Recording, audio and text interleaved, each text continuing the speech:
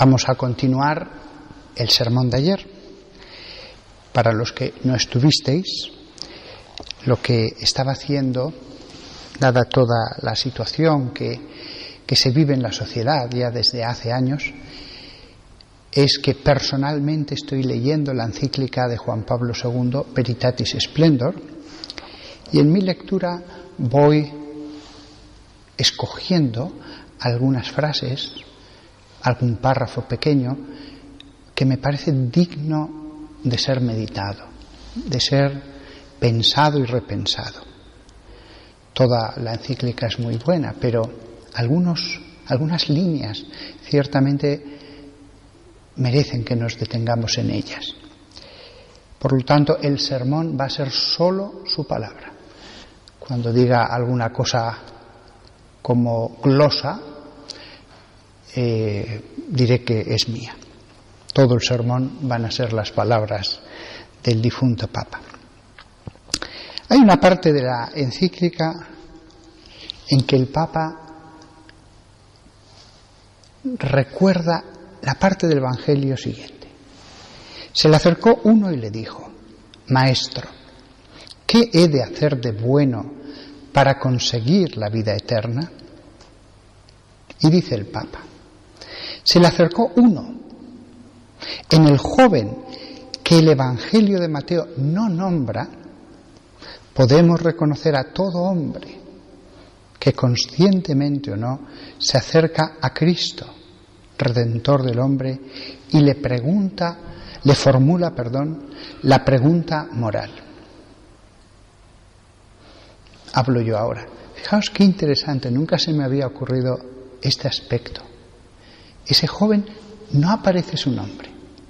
Y el Papa dice, en él vemos, en ese hombre, en ese joven sin nombre, vemos representado a todo hombre. No le va a preguntar ahora nada de la fe o de la Trinidad o del más allá, no. Sino que se acerca a Cristo y le formula la pregunta moral. La pregunta ha sido, ¿qué he de hacer de bueno? Continúa San Juan Pablo II.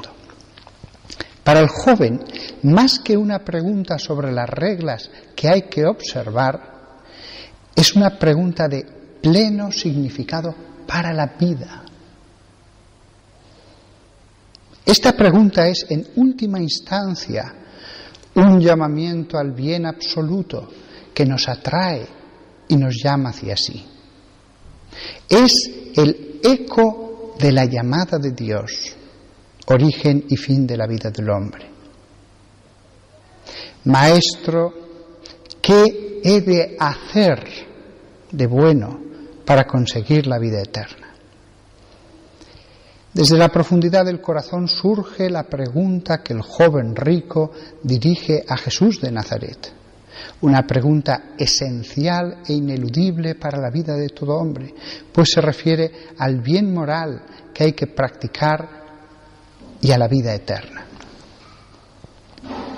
No estoy leyendo seguido todo lo que dice el Papa, solo frases sueltas.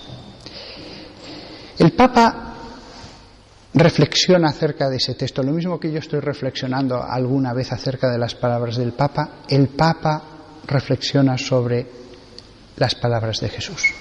Dice el Papa, el interlocutor de Jesús intuye que hay una conexión entre el bien moral y el pleno cumplimiento del propio destino. Entre el bien moral y el pleno cumplimiento del propio destino. Es necesario que el hombre de hoy se dirija nuevamente a Cristo para obtener de él la respuesta sobre lo que es bueno y lo que es malo. Él es el Maestro. Es Él quien desvela a los fieles el libro de las Escrituras y, revelando plenamente la voluntad del Padre, enseña la verdad sobre el obrar moral.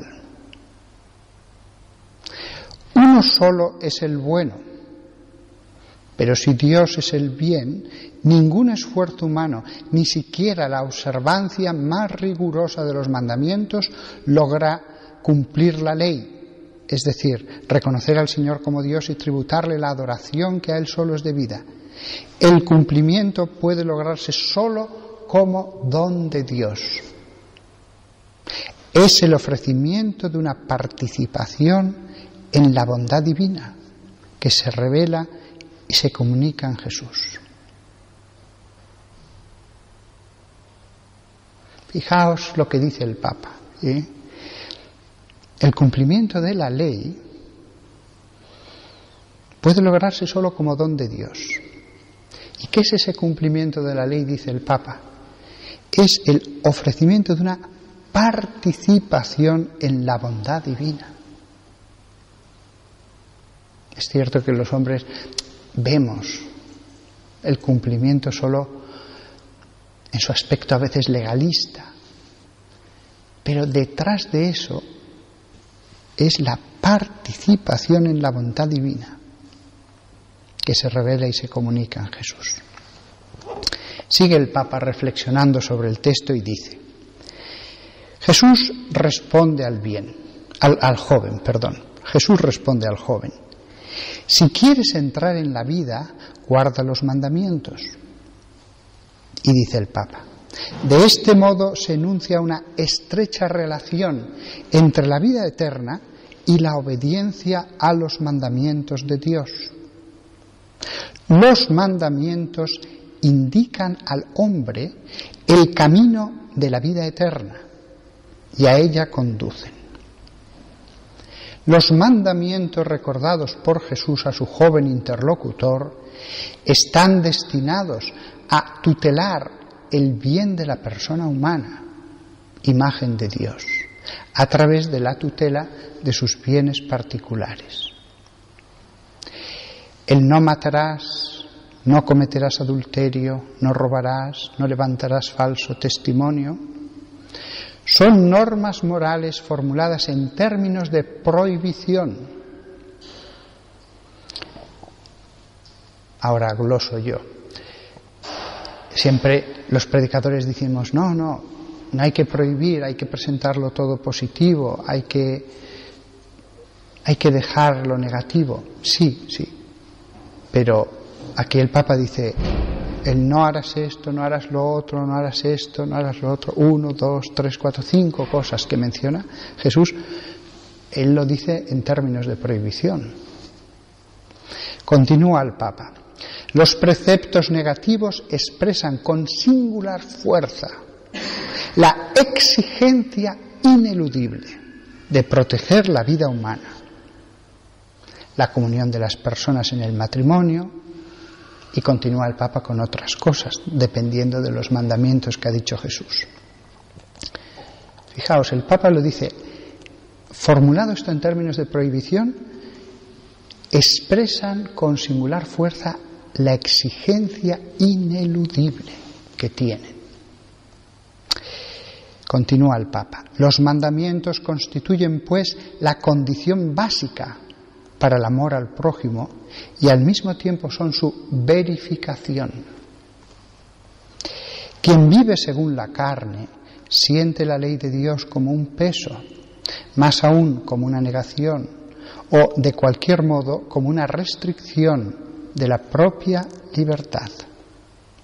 En cambio, quien está movido por el amor y vive según el Espíritu y desea servir a los demás, encuentra en la ley de Dios el camino fundamental y necesario para practicar el amor libremente elegido y vivido.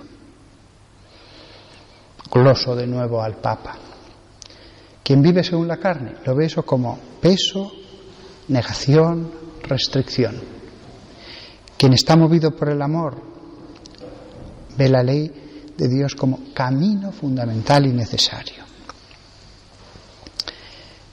San Juan Pablo II cita a otro santo, San Agustín, el cual se pregunta: ¿es el amor el que nos hace observar los mandamientos? ¿O bien es la observancia de los mandamientos la que hace nacer el amor? Y responde San Agustín: pero ¿quién puede dudar de que el amor precede a la observancia? En efecto, quien no ama está sin motivaciones para guardar los mandamientos. Aquí acaba la cita de San Agustín y sigue el Papa. El amor y la vida según el Evangelio no pueden proponerse ante todo bajo la categoría de precepto, porque lo que exigen supera las fuerzas del hombre. Solo son posibles como fruto de un don de Dios, que sana, cura y transforma el corazón del hombre por medio de su gracia. Y cita a Jesús cuando dice: porque la ley fue dada por medio de Moisés, la gracia y la verdad nos han llegado por Jesucristo. Perdón, es de la epístola de San Juan. Es una errata que está en la encíclica que he sacado de la página del Vaticano. La ley fue dada por Moisés. La gracia y la verdad nos han llegado por Jesucristo. Sigue el Papa. Esta relación inseparable entre la gracia del Señor y la libertad del hombre, entre el don y la tarea, ha sido expresada en términos sencillos y profundos por San Agustín, que oraba de esta manera: da quod iubes et iube quod vis. Da lo que mandas y manda lo que quieras. Se puede permanecer en el amor solo bajo la condición de que se observen los mandamientos. Como afirma Jesús: si guardáis mis mandamientos, permaneceréis en mi amor, como yo he guardado los mandamientos de mi Padre y permanezco en su amor. Con esto acabo este sermón en el que ha hablado ha sido él, el eco de la palabra del Papa. Pero esta última frase del santo sí que merece ser recordada siempre que se plantean todas las cuestiones morales. Se puede permanecer en el amor solo bajo la condición de que se observen los mandamientos. La verdad es que,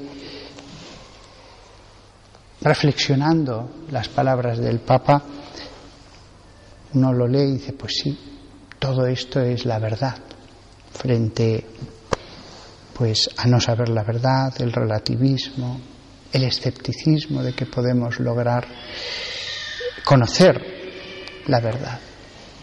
Y este sermón, la encíclica, gira maravillosamente, tal como él ha enfocado, bajo ese encuentro del joven con Jesús. Maestro, ¿qué he de hacerte bueno? También esto es lo que se pregunta todo hombre en esta sociedad en la que hay esta lucha acerca de la moral. Nunca, quizás, en los últimos siglos, desde que empezó el cristianismo, ha sido tan dura la lucha acerca de qué es lo bueno y qué es lo malo. Lo que pasa es que, a diferencia de otros momentos de la historia, no es que veamos que digan: bueno, vosotros los cristianos haced lo que queráis, sino que hay una lucha en la que una de las partes parece empeñada en que los otros tienen que pensar como nosotros pensamos. Que todos nosotros nos mantengamos firmes en la enseñanza de los obispos y de los sumos pontífices.